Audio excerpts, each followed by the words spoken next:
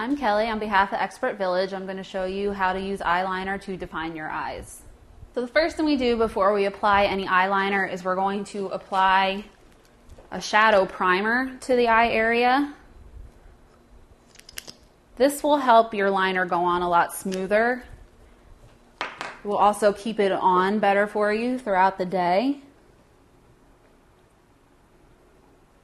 And we're actually going to put, if you'll look up for me, we're actually going to put a little bit underneath the eye as well. This will keep your liner from running throughout the day and keep it from getting that raccoon look as the day goes on.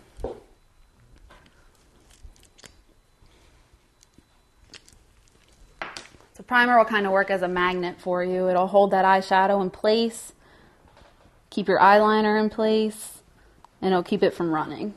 If you'll look up for me.